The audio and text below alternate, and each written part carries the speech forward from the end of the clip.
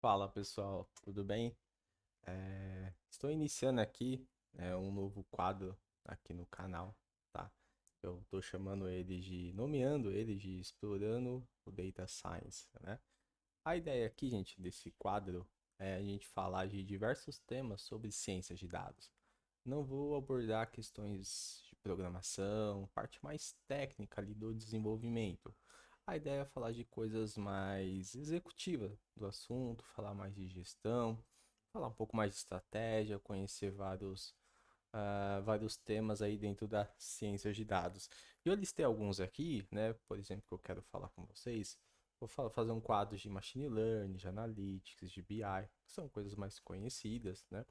Mas ao mesmo tempo falar um pouquinho ali de Data Driven, Storytelling com dados, falar sobre estratégias, cargos, tipos de dados. A ideia é fazer um quadro com diversos temas e falar sobre eles, tá? E reforçando, não vou falar muito sobre programação, como programar ou coisas mais técnicas, e sim de uma forma mais executiva das coisas, tá bom? Então acompanha esse quadro aí, espero que vocês gostem bastante e vamos aí para nossa primeira apresentação, tá bom? Roda a vinheta aí. Respect. Power. Banana! Banana. Legal. Então, gente, vou trazer aqui o primeiro tema do nosso quadro, que é as revoluções industriais, tá? Você deve estar se perguntando, poxa, o que isso tem a ver com ciência de dados? Mais pra frente eu vou te mostrar que tem muito a ver, tá? É, as revoluções industriais, elas ocorreram em diversos anos, né? E cada ano vinha ali com uma transformação, que eu diria, tecnológica para aquele momento que estavam vivendo, né? E o primeiro ponto ali de revolução foi a primeira revolução industrial, né? Óbvio, ocorreu várias revoluções antes, mas ali foi, acho que, o ponto inicial no ponto histórico, que foi quando ali entre os anos de 1760 e 1860, né? Que vieram as primeiras máquinas a vapor. Até então não existia nada parecido aí no cenário global.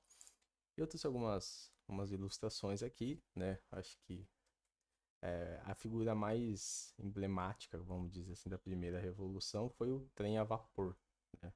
Então até trouxe aqui uma fotinha, né, do trem a vapor, que basicamente ele troca calor em energia, né? Eu trouxe até aqui uma imagem de como funciona, né? Você tem um forno, você tem uma caldeira e o vapor faz gerar ali pressão na válvula que faz girar a roda, tá? Então não tem tanto segredo essas máquinas a vapor. E tem até um GIF aqui demonstrando como funciona ali o processo, tá? Então aqui foi a primeira, não tem muito, não vou entrar em quesitos históricos, etc. Que a gente viu isso já na escola, né? Lá no ensino médio. Não sei se você vai se lembrar, mas faz parte aqui do meu storytelling, tá bom? A segunda revolução, ela ocorreu ali no final do século XIX e início do século XX, né? Que a gente teve como principal fator foi as inovações com o uso da eletricidade, né? E ali se teve muita questão das linhas de montagem em massa. E aí também trouxe aqui duas fotos que eu achei bem interessante. Uma demonstra aqui, né, uma linha de montagem de carros. Então você vê ali como era antigamente.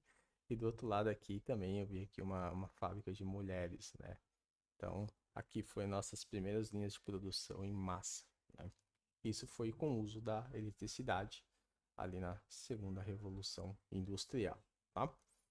E a terceira, ela aconteceu ali no início dos anos 60, teve alguns adventos na década de 90, que o principal precursor, o principal tema foi a informática, a internet e as plataformas digitais. Tá? Eu trouxe aqui três fotos bem legais, que aqui é um computador, veja, aqui com o tiozinho, isso é um computador, meados da década de 60. Veja que eles eram gigantes, eles ocupavam salas inteiras. E aqui são alguns computadores portáteis, um dos primeiros que foram lançados. Então veja que alguns vão se recordar aí do disquete, aqueles 3/4, aí tinha aquele disquete maior, né? Então você vê que as coisas eram bem, vamos dizer, estavam em processo de evolução, né? E por último, gente, é a quarta revolução industrial, e aqui onde eu quero dar mais tinta nesse tema, nesse contexto, porque aqui é onde ocorre, onde está acontecendo muitas inovações. E aqui eu acho que é onde a ciência de dados mais vai participar dessa revolução. É, aqui na quarta revolução, ela tem alguns temas, ela é um pouquinho diferente das outras, né? Porque ela aborda diversos temas e vira e mexe algum economista, algum cientista político põe em pauta algum novo tema, tá? Eu trouxe alguns aqui que eu vejo que são mais falados no momento, que é a inteligência artificial. Eu acho que muitos conhecem, já ouviram falar desse tema, né? Muito apontado em diversos filmes. Tem a parte do Big Data. Mais pra frente eu vou fazer um quadro ali de Big Data, entender todo esse contexto. Que Big Data, para quem não sabe, é nós manipularmos grandes volumes de dados. Internet das coisas, tá? Para quem não sabe, Internet das coisas seriam conectar dispositivos na internet, né? Deixar dispositivos conectados. Por exemplo, a sua casa, o seu carro, sua roupa. Então tem várias iniciativas aí quanto a IoT, também vamos explorar mais para frente. A biotecnologia, que aqui me fascina muito essa questão da interação entre homem e máquina, e os veículos autônomos, tá? Então a quarta revolução ela acaba tendo um peso muito grande nesses 5 temas, tá? Se você for um pouco mais avançado aí no assunto, provavelmente você vai questionar algumas coisas sobre blockchain, criptomoedas, etc. Mas aqui eu frisei só alguns pontos que eu vejo que se fala muito aí, ah, muito notícias, eu vejo muitas posições quanto a esses temas. E aqui eu trouxe também, né, um pouquinho do que é essa quarta revolução industrial, tá? Então a primeira aqui falar um pouquinho de biotecnologia, só para vocês conhecerem, tem a Neuralink, né, que ela é uma empresa fundada ali pelo bilionário Elon Musk, que ela a ideia, uma das ideias, tem diversas, né, surgiu agora metaverso, etc. Mas aqui a ideia é você ter um dispositivo ali conectado no seu cérebro, tá? Tem até a imagem aqui lá no site deles, tá? Você teria um dispositivo, ele acoplaria ali no seu cérebro e ele interagiria com você, tá? De diversas formas. Tem alguns estudos lá, depois se você quiser procurar um pouquinho lá no site deles, é bem legal, tem várias iniciativas quanto ao uso dessa tecnologia. Pelo que eu vi, a maioria ainda não vi nenhum produto pronto ainda, a maioria é estudos, protótipos. Quando eu falo um pouquinho de Big Data, tem essa fundação, que é a Apache, deve se pronunciar dessa forma, que ela vem desenvolvendo diversos softwares nessa área de Big Data. E um dos mais famosos, que é o Hadoop, o Spark, o Airflow. O Airflow mais ali no fluxo de dados, né? Começou lá com o Airbnb em 2014, depois virou ali o Airflow. Mas a fundação ela vem desenvolvendo várias ferramentas para a gente conseguir manipular esse alto volume de dados. Tá? E o Big Data é um dos temas da quarta revolução industrial. E trabalhar com Big Data não é fácil, porque não é que nem você trabalhar com uma planilha de Excel, vamos dar um exemplo, né? Onde você tem ali um volume de dados e você consegue manipular. Eu brinco às vezes com as pessoas e falo, poxa, se eu pegasse todas as informações de débito e crédito que foi realizada no Brasil de um dia, quantos registros será que nós temos? Bilhões, certo? Se eu pegar de um mês, de um ano, dos últimos 5 anos, né? É uma quantidade de dados super gigantesca, né? Eu não consigo manipular isso no Excel, né? Eu até consigo se for uma amostra menor, mas eu preciso de ferramentas mais específicas para eu conseguir manipular esse alto volume de dados, né? A mesma coisa as redes sociais. As redes sociais estão ali gerando uma massa de dados todos os dias, né? Tem até lá os dados do Facebook, quantos dados eles geram por dia, quantas postagens, né? São coisas imensas, tá? E tende-se a aumentar ainda mais. Depois eu também vou trazer um quadro aqui de dados setoriais, aí a gente explora bastante essa parte. Outro tema super que hoje em alta aí no mercado são os veículos autônomos, né? A Tesla, ela fez lá a linha de carro na qual ela tirou o combustível fóssil, começou a usar energia elétrica, né, nos seus carros, mas também ela começou a incorporar ali os veículos autônomos. Então o veículo dirige sozinho, né? E não sei se eu andaria num veículo autônomo, não sei se eu teria, se eu ficaria tranquilo ali, ligaria, né? E ficaria numa boa. Não sei, vou ter ainda essa experiência, mas não sei se eu vou ficar confortável em a máquina dirigir para mim, tá? Confesso aqui que tenho dúvidas.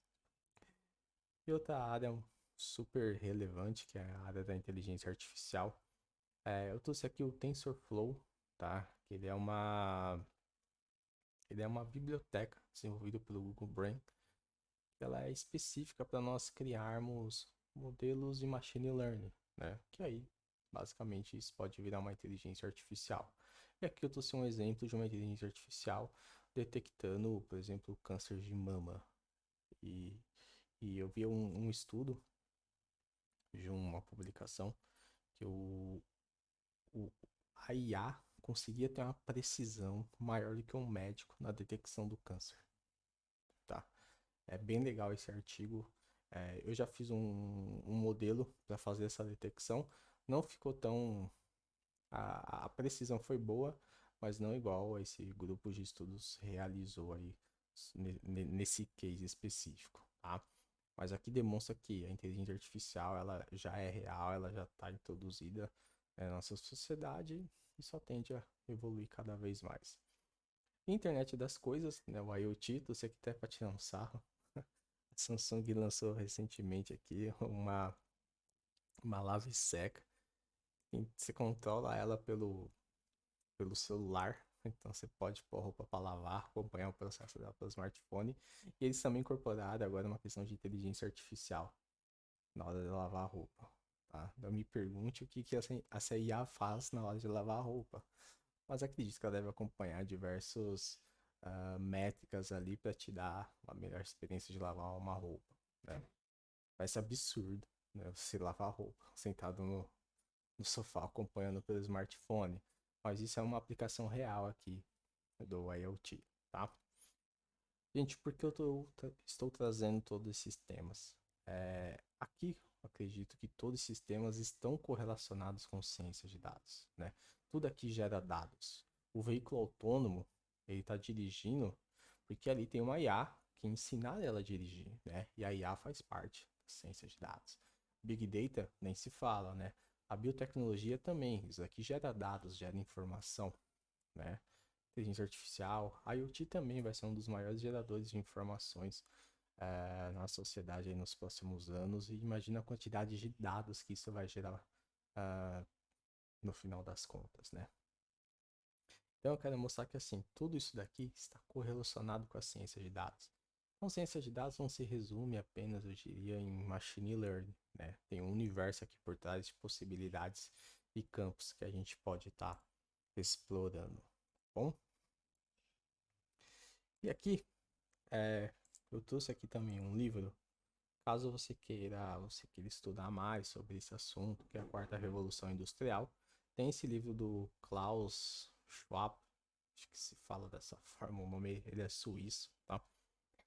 Ele escreveu esse livro falando sobre a Quarta Revolução Industrial, na qual ele aponta diversas tendências que vão ocorrer nos próximos anos, fala bastante de mercado.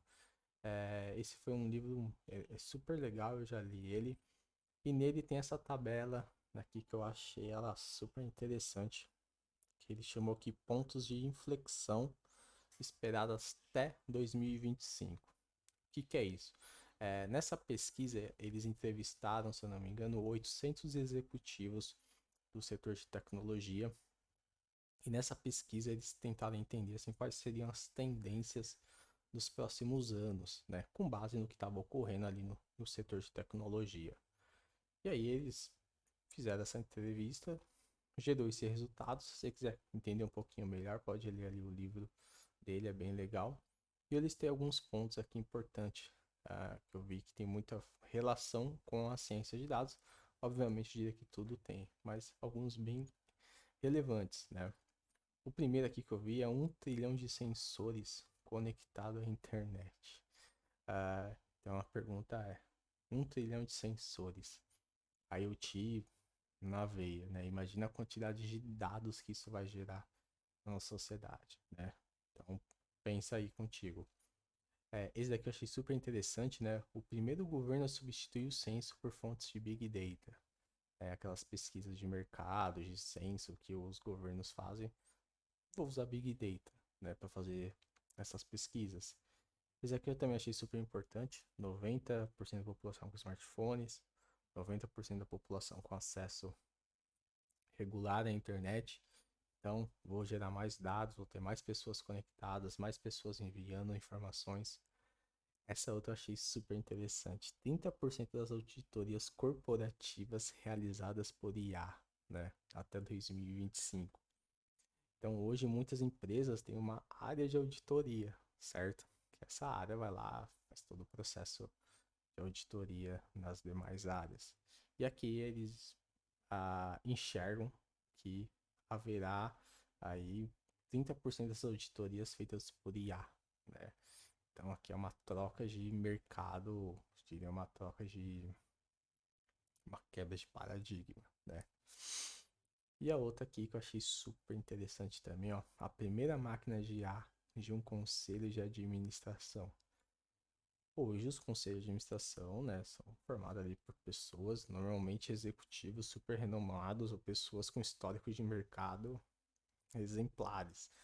E aqui eles imaginam que haverá uma primeira IA ali dentro de um conselho tomando as decisões, tá? Então esse livro é super legal, super recomendo, pode ler ele. Super tranquilo ler ele, super simples.